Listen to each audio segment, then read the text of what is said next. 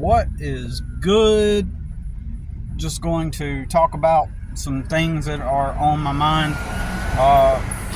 First thing, and I'll talk about this more in a moment, is one of my enemies has died, has passed away. And when I use the word enemy,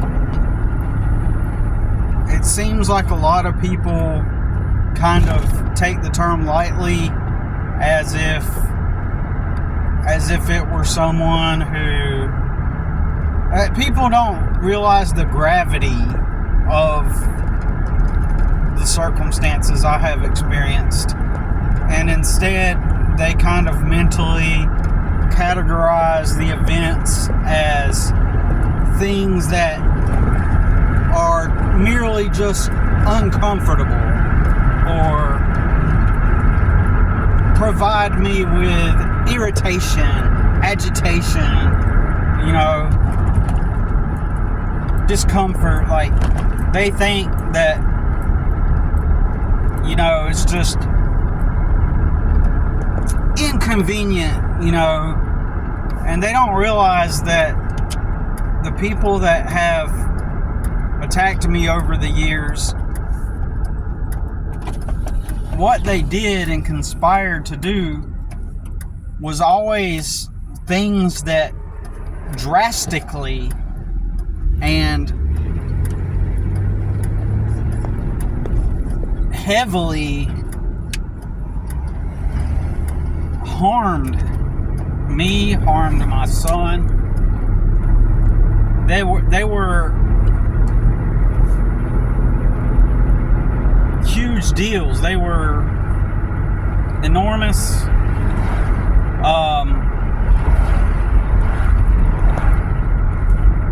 Circumstances, huge circumstances, right? Not merely just, oh man, that sucks.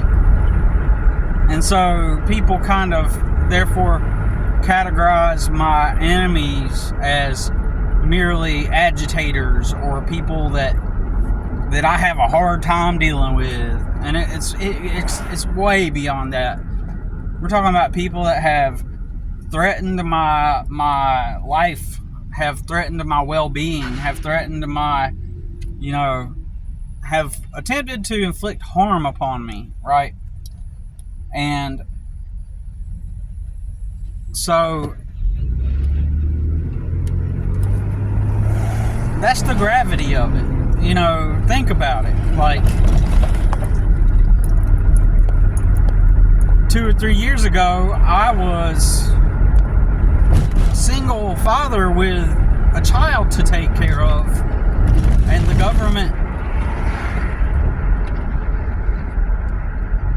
government suspends my license, right?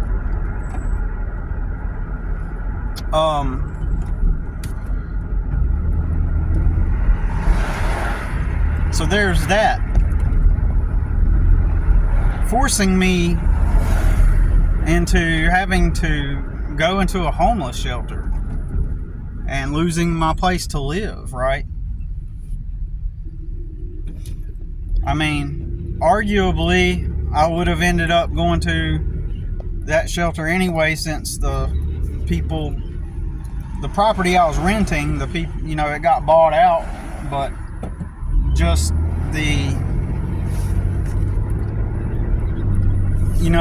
suspension of the license under the pretense of hearsay.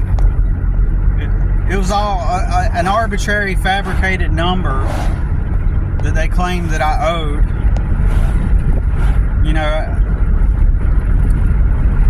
Anyway, so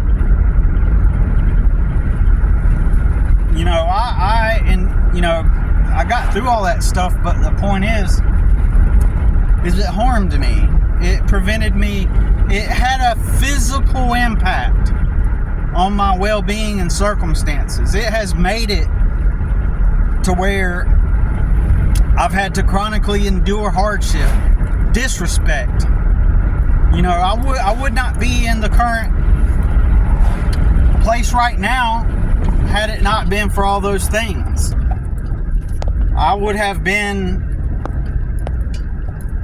most likely, have a living arrangement where, I have some degree of personal autonomy, and in other words, I could have been renting, my own place. I could have had my own place to rent, where I didn't have to make some kind of part rent, part labor arrangement where the dynamic is effectively, literally having a boss.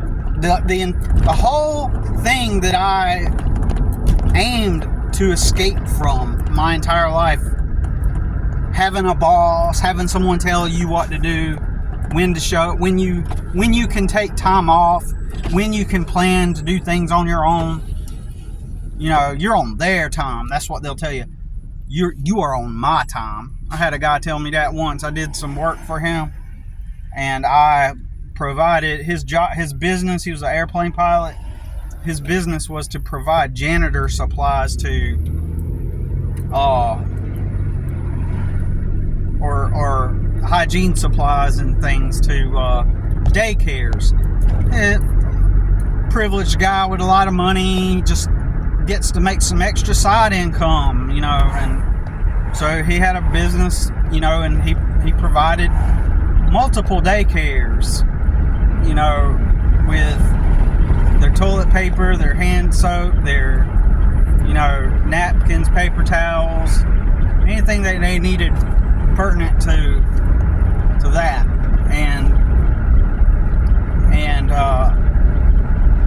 and I worked for him once a week, like every Thursday,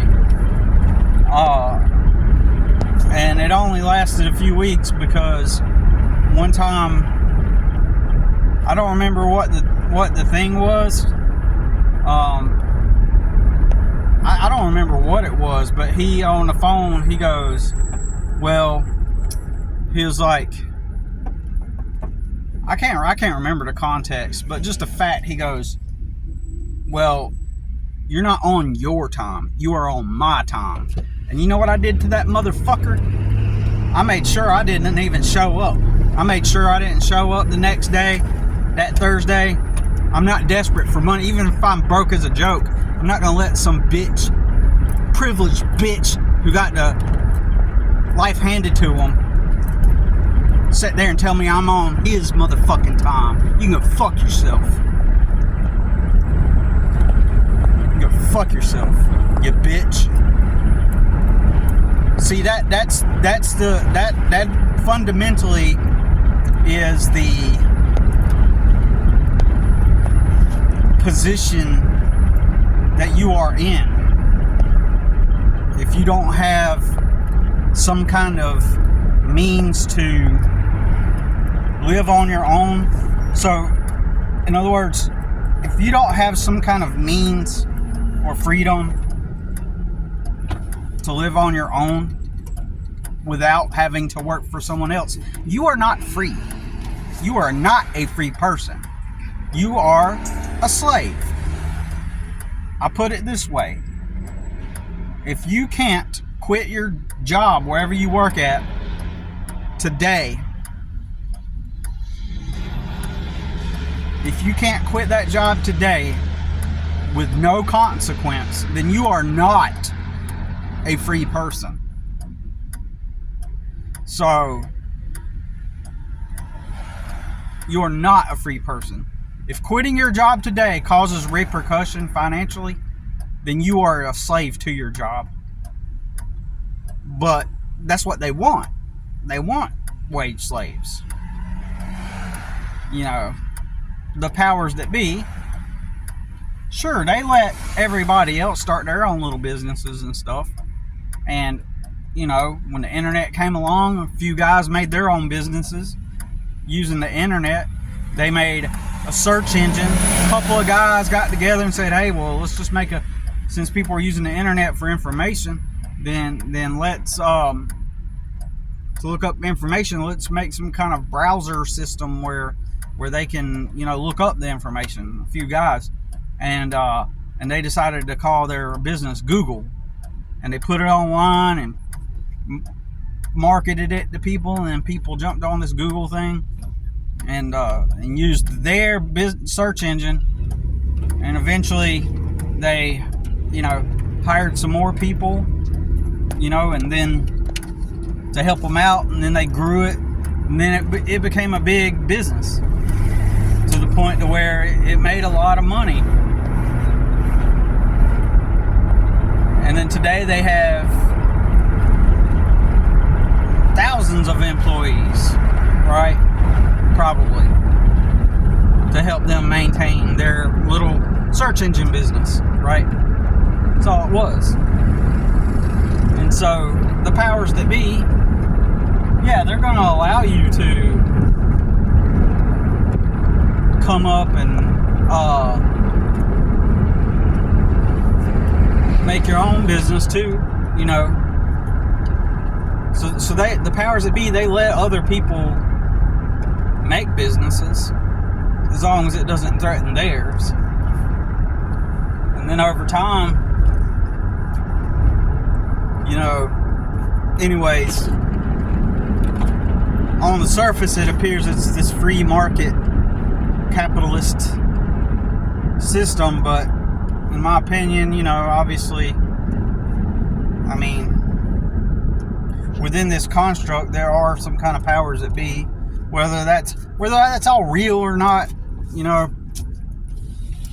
at times you got to kind of treat it as such with that understanding, just to navigate every day, not to go deep into the weeds, or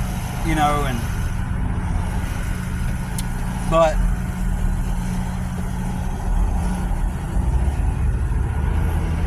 yeah, that dude, I wasn't about to let him tell me. That was the whole reason why I escaped from working for other people. I wasn't going to let him tell me, you are on my time. Oh, fuck you. Fuck you. I'm pretty sure that you can get your wife or somebody in your nice upper middle class community to go deliver your toilet paper for you, sir. And so I deliberately, he started calling me, and I'm like, I didn't answer the phone. I was like, fuck that dude. Fuck him. I don't get talked to that way. But my current, living condition, based on how it's arranged, it literally is a boss dynamic. Like she is the boss, right? And this is reality. This is like the not nilk, right? This is the not nilk, because what is the main thing I always, described and talked about? It was how I want to get away from disgruntled warehouse managers, or disgruntled people that carry that certain kind of energy. And then it's not nilk, because how would what are the odds that when I do find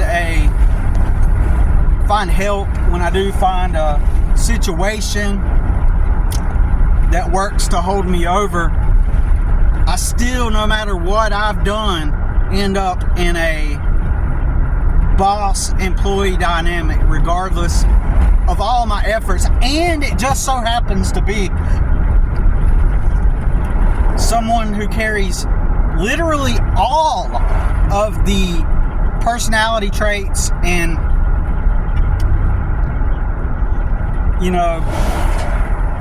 characteristics of the disgruntled warehouse manager who flies off the deep end.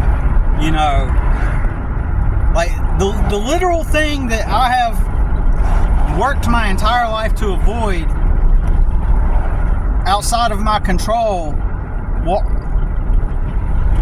keep popping into my life and forcing itself into my life, right? At some level, I do believe it is, because it is due to the fact that I'm a strong person, content. I am a hard worker. I am all these things, right? And that I know I am. I'm a hard worker, content, and I'm strong. I'm creative. I have talent. I have all these things, right? And in my environment, since I don't have connections to help, everybody that has succeeded gets help. Point blank. Don't try to point out these outliers where they didn't get help.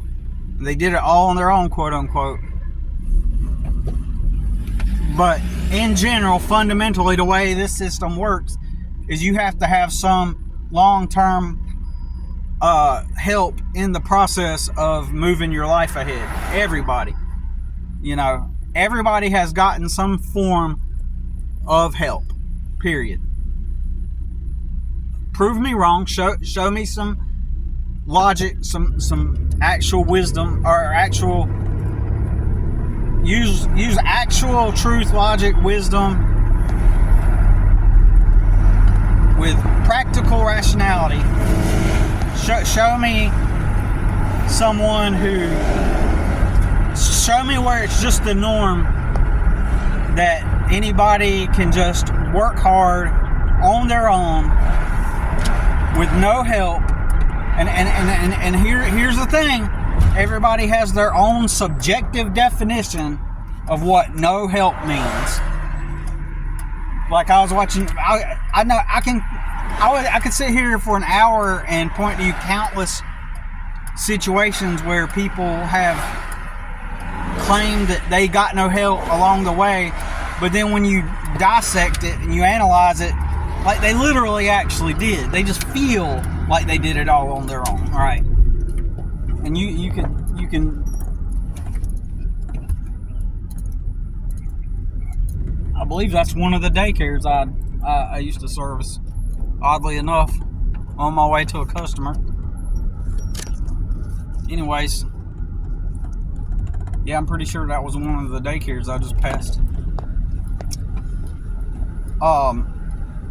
Everybody got help along the way.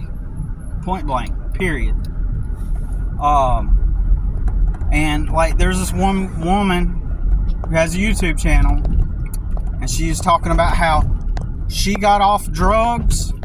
She got off of all the drugs she was doing and stopped living that wild life, and went to college and got a bachelor's degree or some degree or whatever.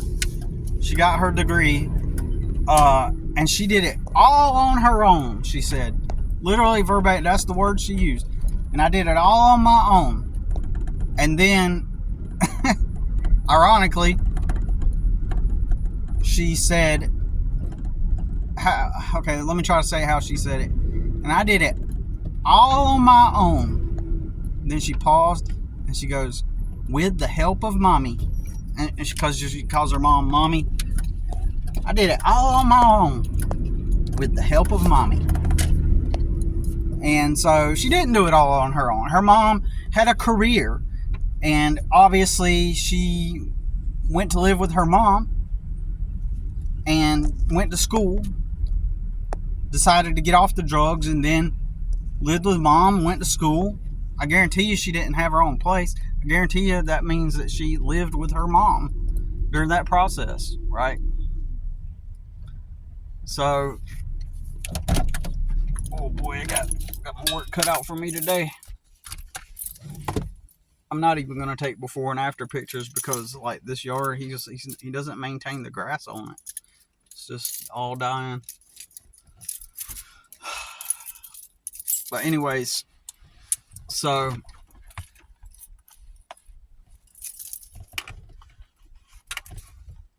yeah, so everybody uses hyperbole. Everybody exaggerates their story. Everybody, my main point though is, or not my main point, but since I'm at my customers, I'm gonna go ahead and get to the point. Everybody, I think the majority of people live in kind of like a little bubble, how they perceive reality, and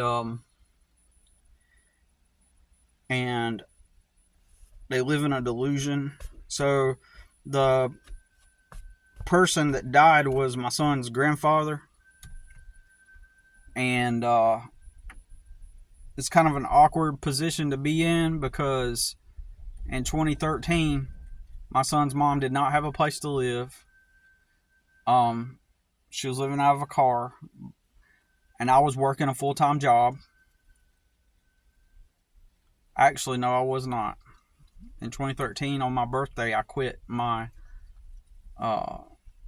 job working as a maintenance guy to attempt to work for myself for the first time. And at that point, I had custody of my son. He was 5 years old, and I got him when he was 4, and he lived with me for an entire year. And I quit my job to work for myself because I got paid $400 a week. Not $400 a week. I got paid $300, about after taxes, $332 from each check. And daycare was $100 a week.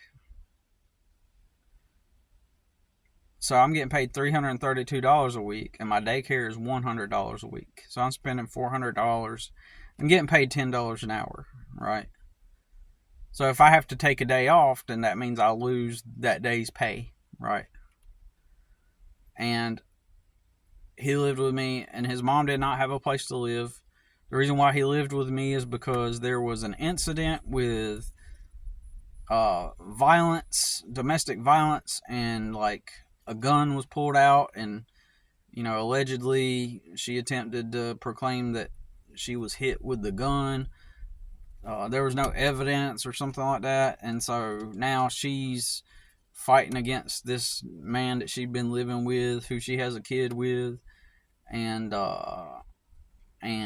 basically a domestic incident happened, and she's on the streets. So I get custody.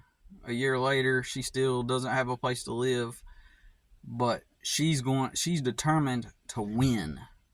It's not about my son. She's determined to win custody. So she's got that thing going on with him and their kid. And then there's me. I get custody of my kid. So for her, this is personal. This is war. So she's going to go after custody regardless of whether or not she has a home. I stay with my mom. It's a 3-bedroom apartment. It's a nice apartment. So we go and get this apartment, and I stay with my mom, and I get custody. So a year later, so I'm working, but behind the scenes, since Mama's got all this free time because she gets to live off of government, gets help and all this stuff, and drives around her car, gets help and stuff. She's got the freedom and the flexibility to wage war. Since I'm a responsible adult, I don't have that freedom. Since I have to work and be a wage slave, I don't have that freedom to just say, hey, I need to take some time off to pursue getting an attorney. Like, I don't have the money for an attorney. I have zero time to take off to go consult with attorneys. A painstaking process.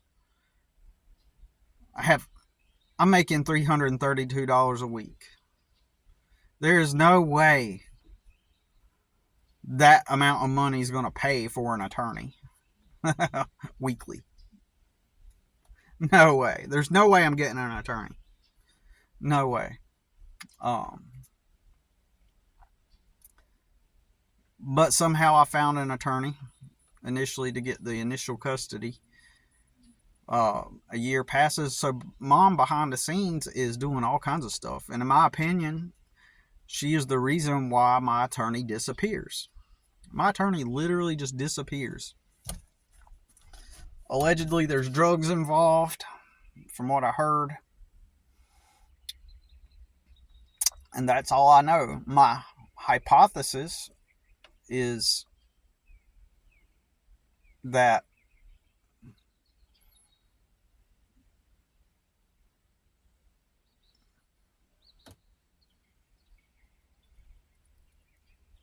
I'm kind of mixing up stories because there's so many of this whole story contains all kinds of small little bits and variables.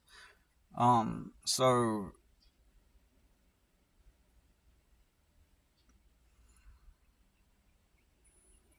I need to jog my memory. I can't remember. I got to get to work, but I just remember that behind the scenes,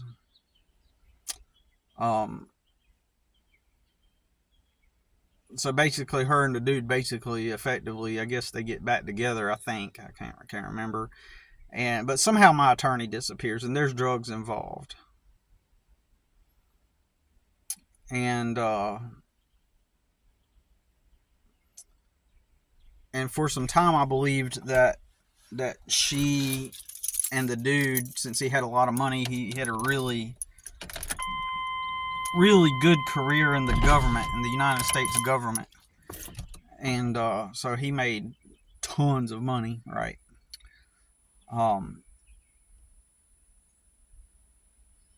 Which is a fluke because I grew up extremely poor.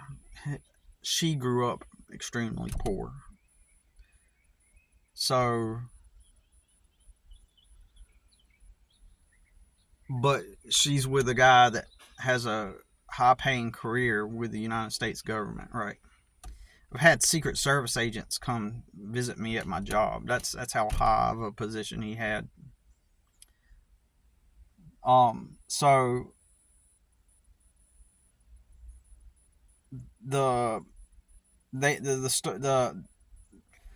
somehow my attorney disappears and the case magically gets thrown out due to my attorney failing to file the proper paperwork, and all this is going on while I'm working. Well, I've already given her my money, so now I have no means to get another attorney now. And I believe I got help with getting that attorney. Also, I got some financial help by a friend or somebody to get that attorney with the obligation to pay them back. So they end up throwing my case out. All this is happening behind the scenes without me knowing, and suddenly I get notification that my case is thrown out, and I go to visit my attorney at her office, and her office is empty. After many phone calls and the number being disconnected, I go to the office and peer inside, and the office is empty. This place is like 25 minutes away, 30 minutes away. What are the odds of all this stuff happening, right? What are the odds? You know, what don't you see how much of a fluke that is? You know, it's an extreme fluke, an extreme outlier. Like, so mom's back demanding me return my son to her because that order where I have custody is void now, she proclaims. And then she comes with the cops to my house, and I refuse to give my son back, and they eventually say, well, it's a civil issue.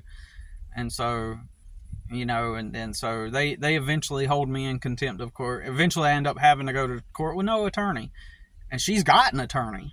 You know, somebody gave her the money to a high-end attorney, and that attorney a few years later got disbarred for corruption. And on her on her business Facebook attorney page, guess who's plastered in pictures with her all over her Facebook page? The same judge who ordered me to return my son that day and held me in contempt of court. Come on, man. That's a fluke. That's so outrageous. That's such an outlier. but it's also a testament to the fact that the courts are corrupt. Anyways,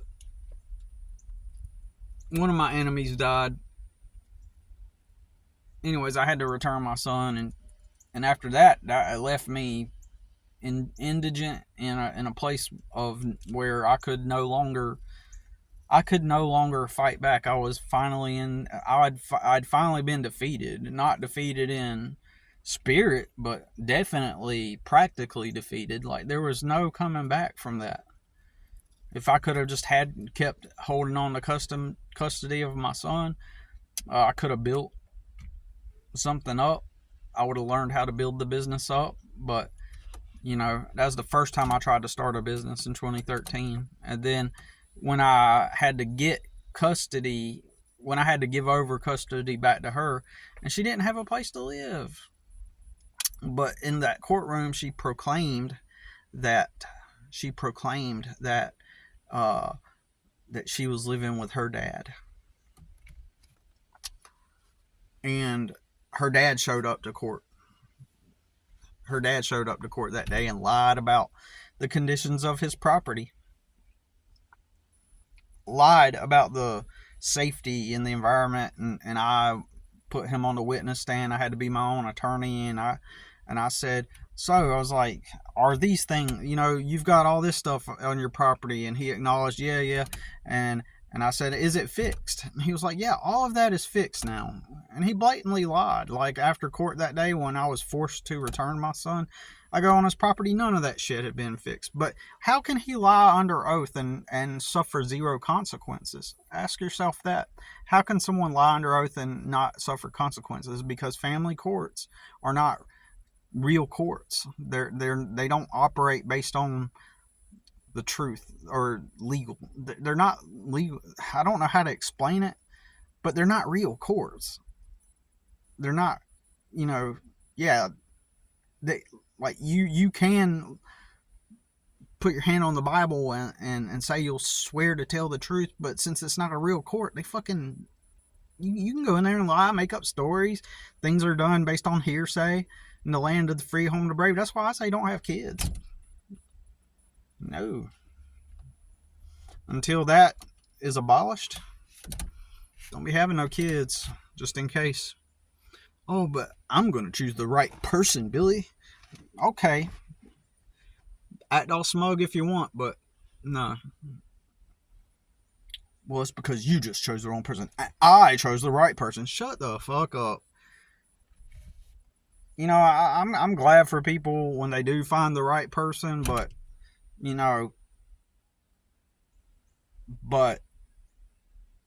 that doesn't make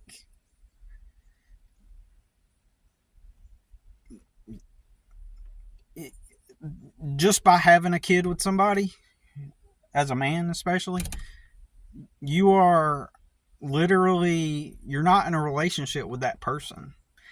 You instantly become in a relationship with this system, this United States system that they have in place.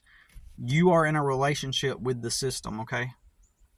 So you are not just in a relationship with that person.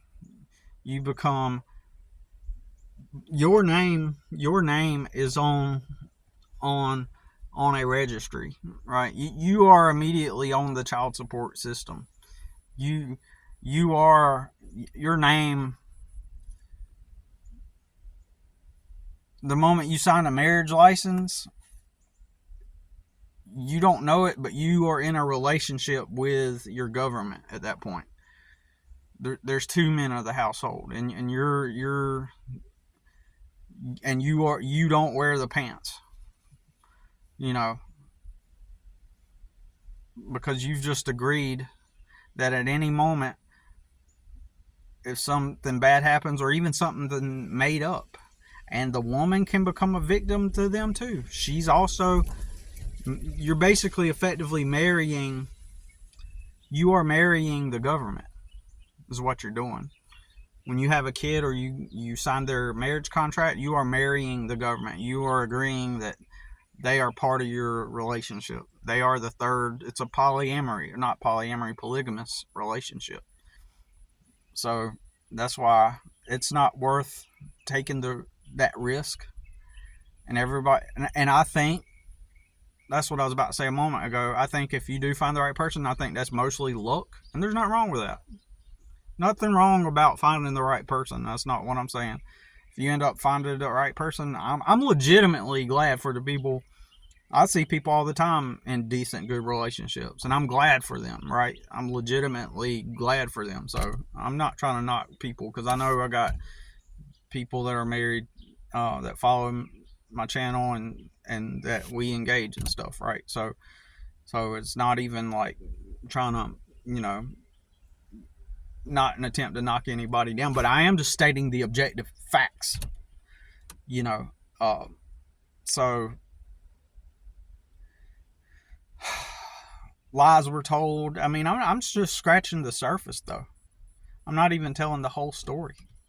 But he that very day when he lied about the conditions of the property, and the judge said, okay, well, then it's settled, now that Billy, the judge looked at me in the eyes and said, well, the court understands why you don't want to return your son. However, since you are in contempt, and remember, I was in contempt because I had no idea of the validity of my son's mom's claims that they threw out the case. Nobody notified me about it. It was just her claim.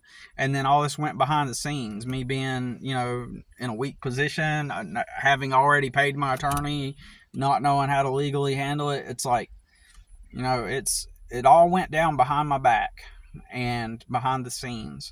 And once I was already, in the weakest position I could be financially and just in general, according to the situation, yeah, it was done. I was done. And all it took was for my son's grandfather to get on the stand and lie about the conditions of his property. And the judge goes, well, the only reason why I'm going, and that was his premise, his basis for returning my son back to his mother, the fact that I was in contempt against.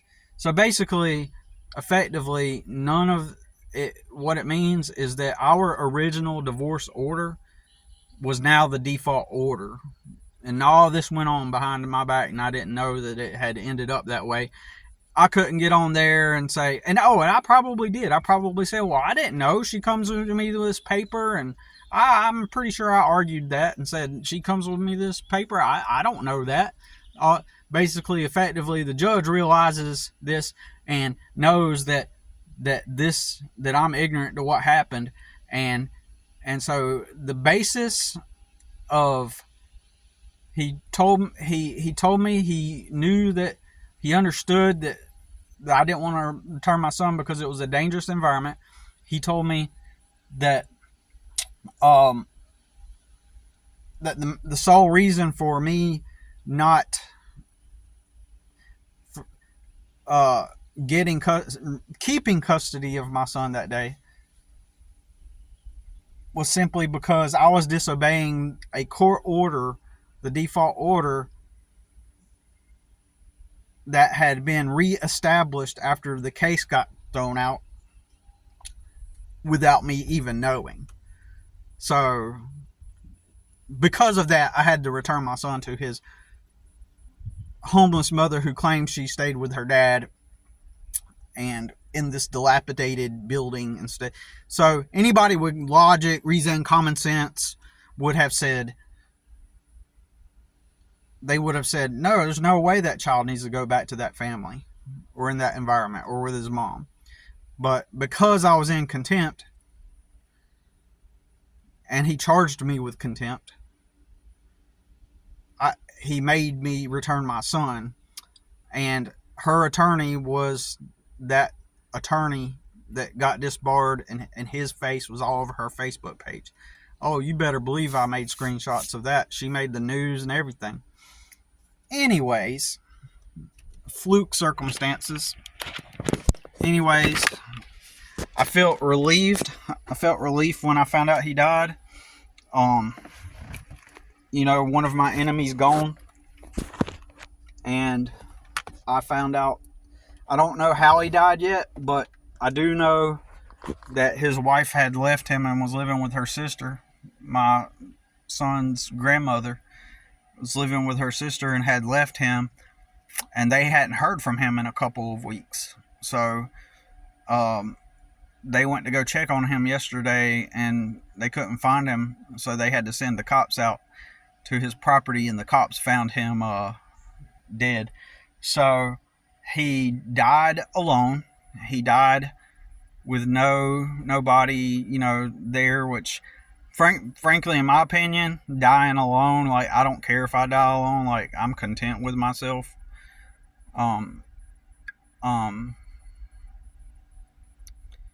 I don't fear death itself, and I don't fear being alone when I pass, if I do even pass, right?